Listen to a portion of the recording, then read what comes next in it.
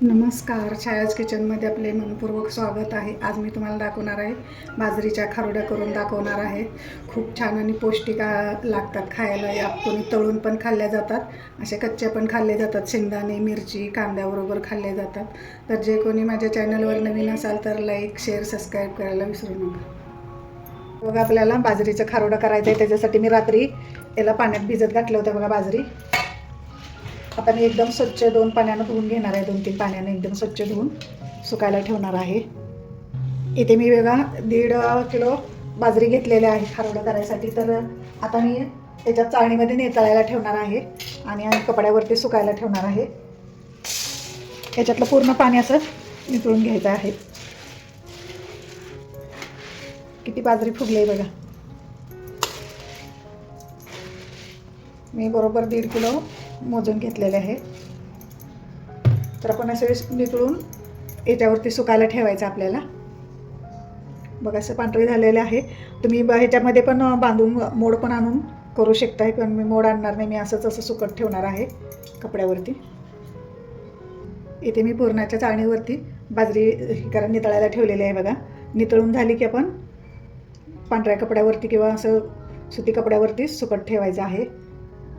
मग असे हे केले तर नकानं असं 2 तुकडे होतात. असं मी काल रात्री भिजवली, त्याचा व्हिडिओ करायला विसरले मी. व्हिडिओ झाला नाही माझा. तर बघा, असे हे तुकडे पडतात. तर असं करायचं आपल्याला. 1 दिवस पूर्ण भिजवून घ्यायचं आहे. तुम्ही आज मोड बांधून पण करू शकताय तुम्ही. तर मी आता हे नितळायला ठेवले आणि सुकत ठेवणार आहे आता फॅनखाली. इथं पहा, बाजरीमधलं सगळं पाणी वितळलेलं आहे. आपण स्वच्छ कपड्यावरती असं सुकत ठेवूया. पूर्ण असं पाणी याच्यातलं सुकलेलं आहे. आपण आता इथं चांगलं पसरून घेऊया. याला मी आता रात्रभर असंच ठेवणार आहे. मी याला मोड वगैरे काय आणणार नाही. याला मोड आणून पण छान लागतात, बिना मोडाचे पण छान लागतात. असंच पूर्ण असं पसरून घेऊया. इथे मी पूर्ण अशी बाजरी सगळीकडे पसरून घेतलेली आहे. बघा, याला असंच मी रात्रभर ठेवणार आहे आणि सकाळी बारीक करून घेणार आहे मिक्सरला. इथं बाजरी चांगली सुकलेली आहे. आपण आता याला मिक्सरमधून काढून घेऊया. असे ओबडधोबड काढायचे, जास्त पण बारीक करायचे नाही, नाहीतर कडक होतात मग सांडगे खारोडे. तर ओबडधोबडच करायचं आहे. जास्त बारीक केलं तर कडक होतात थोडे सांडगे. म्हणून मी आता मिक्सरमधून ओबडधोबड काढणार आहे. आता हे गोळा करून घेते.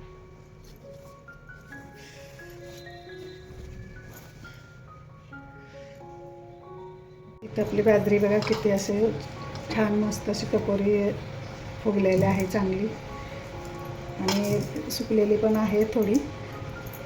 आपण मिक्सरमधून काढून घेऊया. अशी भरडच काढून घ्यायची आहे, जास्त बारीक करायची नाही.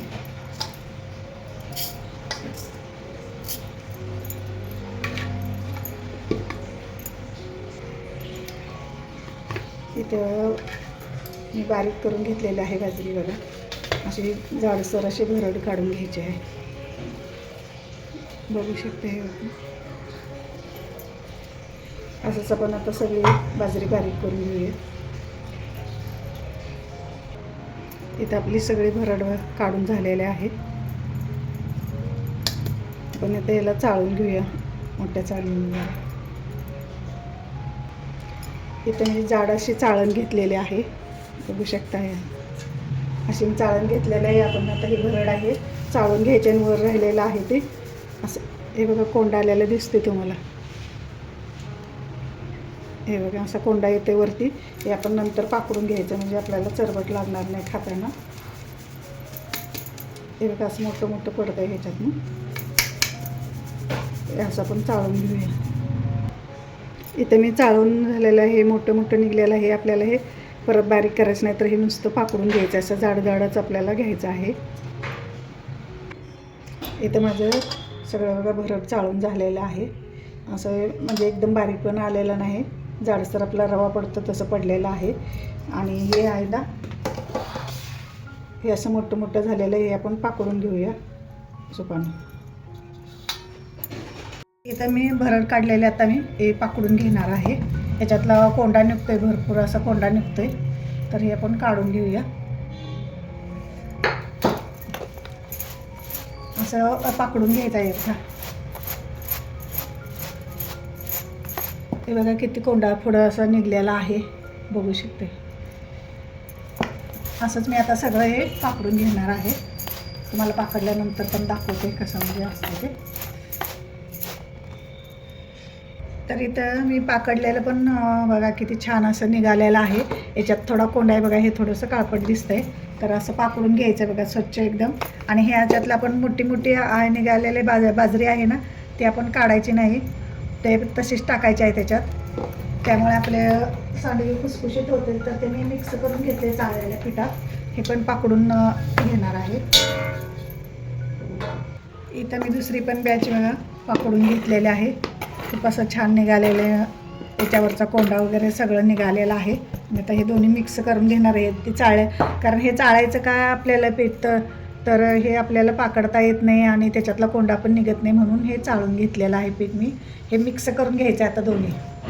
असं जाडच पाहिजे, एकदम बारीक पण करायला नको आहे. असे भरड असा मोठा रवा असतो ना, त्याच्यापेक्षा थोडासा मोठा रवा असं काढून घ्यायचा. मिक्सरवरतीच मी केलेलं आहे हे बारीक. तुम्ही घरघंटी असेल तर तुम्ही घरघंटीवरती पण असं मोठं मोठं दळू शकताय. असं बघा, असं छान असं झालेलं आहे आपलं पीठ तयार. तुम्हाला असं म्हणजे पाणी घालून वैरता येते तर पाणी घालून वैरा. मी असं बिन पाणी घालताच असं जसं आपण पिठलं घोटून घेतो ना, तसं पीठ घालून घोटून घेणार आहे याचं. इथं किती कोंडा निघलं आहे, इथे किती कोंडा निघला बघा. हे जरा कमी वाटीभर असा कोंडा आपला निघलेला आहे.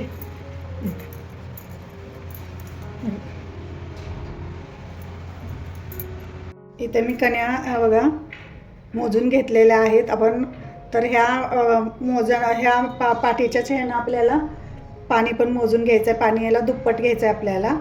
तर इथं मी एका ह्याच्यामध्ये काढून घेत नाही बघा. कण्या अशा किती छान अशा म्हणजे झालेल्या आहेत. एकदम पण बारीक करू नका तुम्ही, नाहीतर तुमचे खारोडे म्हणजे खुसखुशीत होणार नाहीत. तर हे एका मी ह्याच्यामध्ये काढून घेणार आहे पातेल्यामध्ये पीठ. आणि आपण ह्याच मापानं आपण 2 पाटे पाणी घालायचं आहे. 2 पाट्याला थोडंसं जास्त तुम्ही सपाट मापानं हे करायचं, मोजून घ्यायचं आहे. मी हे जास्त आहे तर मी 2.5 पाट्या ठेवणार आहे पाणी याचं. इथे मी ज्या भांड्यानं मोजलं होतं ना पीठ, त्याच भांड्याने मी 2 हे घालणार आहे, पाणी घालणार आहे. इथं मी 1 भांडं टाकलेलं आहे. आता हे दुसरं भांडं पाणी टाकून घेणार आहे. इथं आता मी गॅस पेटवून घेतलेला आहे. इथं पाणी आपल्याला उकळून घ्यायचं आहे. मी उकळून घेणार आहे पाणी. तर खारोड्याला लागणारं साहित्य बघा. मीठ घेतलं, चवीनुसार मीठ घेतलं आहे. लसूण घेतलं आहे मी चांगलं, 1 वाटी लसूण घेतलं ह्या वाटीनं. जिरे घेतलेत, 2 चमचे जिरे घेतलेत. इथं तीळ घेतलेत छोटी वाटी. इथं कोथिंबीर, खूप सारी कोथिंबीर घेतली. आणि मिरच्या घेतल्यात मी 20-25 मिरच्या घेतल्या. तिखट मिरच्या आहेत. तुम्हाला वाटल्यास लाल मिरच्या पण टाकू शकताय, तुम्हाला जसं तिखट पाहिजे तसं टाकू शकताय. आता याच्यामध्ये आपल्याला मिक्सरला बारीक करून घ्यायचं. याच्यातलं साहित्य मीठ आणि कोथिंबीर, तीळ बाहेर काढून ठेवायचे आहे. आपल्याला फक्त लसूण, मिरची आणि जिरे बारीक करून घ्यायचे आहे मिक्सरला. तर मी जे बारीक केलं होतं ना बाजरी, त्याच्यातच मी आता हे बारीक करून घ्यायचं. बारीक म्हणजे एकदम बारीक करायचं नाही, नुसतं भरड काढून घ्यायचं आहे आपल्याला. जास्त बारीक केलं ना टेस्ट लागत नाही, तर अशी नुसती भरड काढून घ्यायचं आहे. मोठं मोठं असं वाटून घ्यायचं आहे. इथे मी मोठी मोठी अशी भरड काढलेली आहे, जाडसर अशी. एकदम बारीक पण करायचं नाही, असं जाडसर वाटून घ्यायचं आहे. तर आपण पाणी उकळायला इकडे ठेवलं आहे, त्याच्यामध्ये टाकून घेऊया. इथं माझं चांगलं पाणी बघा थोडं असं उकळायला आहे. त्याच्यामध्ये आपण हे काढलेली भरड टाकून घेऊया. मिरची आणि लसूण आणि जिरे बारीक केलेलं याच्यात आपण टाकून घेऊया. आता ही सगळी आता आपण भरड ह्याच्यामध्ये टाकून घेतली. याच्यात टाकायचे तीळ टाकायचे, कोथिंबीर, खूप सारी कोथिंबीर टाकायची. छान टेस्ट छान येते कोथिंबीरीमुळे. आणि चवीनुसार मीठ टाकून घ्यायचं आहे. तुम्हाला जसं मीठ पाहिजे तसं मीठ. कमीत कमी अर्धी वाटी तर छोटी लागतेच मीठ याला. मी इथं अर्धी वाटी मीठ टाकलेलं. याला चांगली उकळी येऊ द्यायची आहे आपण चांगली. इथं आपल्याला चांगली खळखळून उकळी येईपर्यंत आपण पीठ ओलवून घेऊया. आपलं पीठ ओलवायचं म्हणजे काय, तर आपल्याला असंच टाकताना गाठी होतात, तर थोडंसं पीठ टाकून याच्यात मिक्स असं हे करून घ्यायचं आहे आपल्याला, म्हणजे आपल्या गाठी होणार नाही पिठामध्ये. पूर्ण असं मिक्स करून घ्यायचं आहे चांगलं. मी जवळजवळ हे अर्धा ग्लास पाणी घातलेलं आहे याच्यात. सगळं आता मिक्स करून घेते का. इथं मी पीठ बघा चांगलं ओलवून घेतलेलं आहे, म्हणजे आपल्याला गाठी होणार नाही.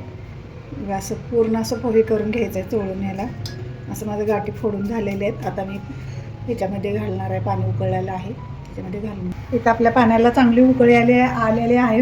तुमच्याकडे कोणी वरून टाकणार असलं तर हळूहळू टाकून वरनं सोडू शकताय. मी एकटीच आहे तर मी असं प्लेटनं जरासं सोडून हलवून घेते, थोडंसं घालून.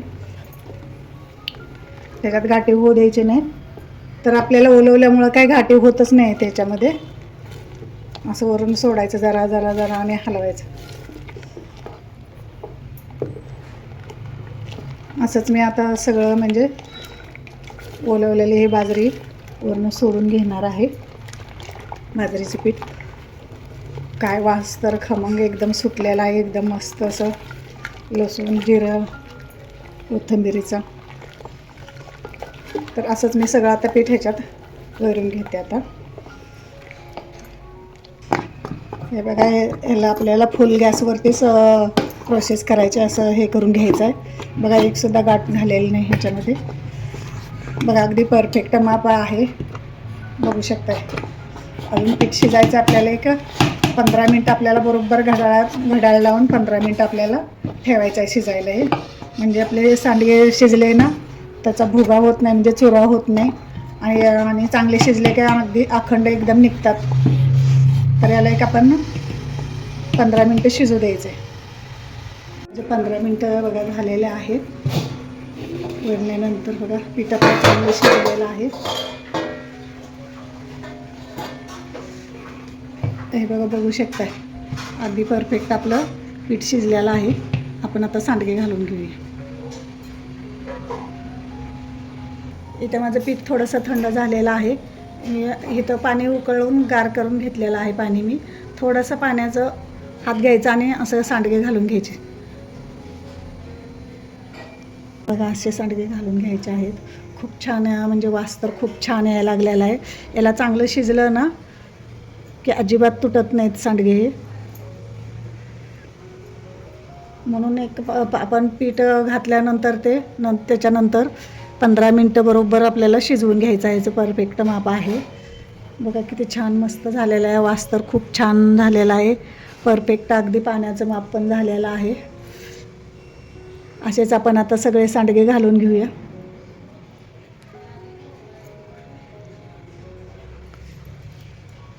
माझे 1.5 किलोचे बाजरीचे सांडगे करून झालेले आहेत.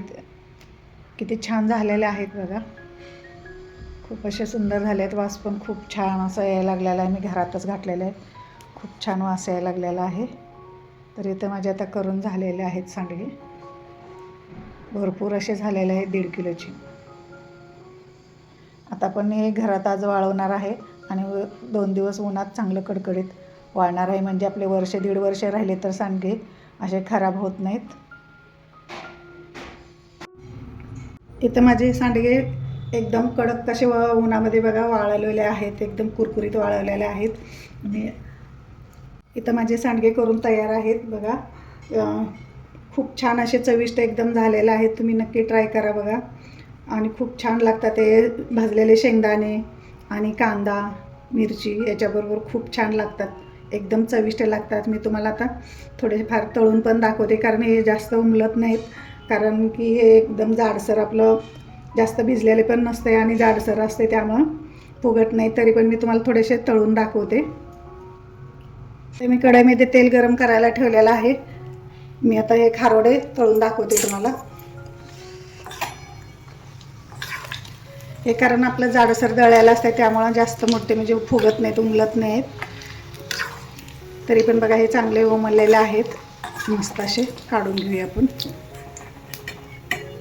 बघा किती छान असे उमललेले आहेत. आपण काढून घेऊया. असं तर माझे बाजरीच्या खारोड्या करून तयार आहेत. खूप छान असे म्हणजे लागते. तर हे बाजरीचे खारोडे शेंगदाणे मिरची याच्याबरोबर कांदा याच्याबरोबर खूपच छान चविष्ट आणि पौष्टिक आहेत. तर जिथं माझे बाजरीचे खारोडे करून तयार आहे. माझी रेसिपी आवडली तर लाईक करा, शेअर करा, सबस्क्राईब करा. माझा व्हिडिओ शेवटपर्यंत पाहिल्याबद्दल तुमचे खूप खूप धन्यवाद. इथं बघा मी तुम्हाला खाऊन पण दाखवते. बघा एक सांडगे आणि शेंगदाणे घ्यायचे आणि खूप छान लागते. कांदा त्याच्याबरोबर खायचा खूप एकदम चविष्ट लागते. खाऊन पण बघा, नक्की करून बघा, ट्राय करा. खूप छान असे लागते, चविष्ट लागतात.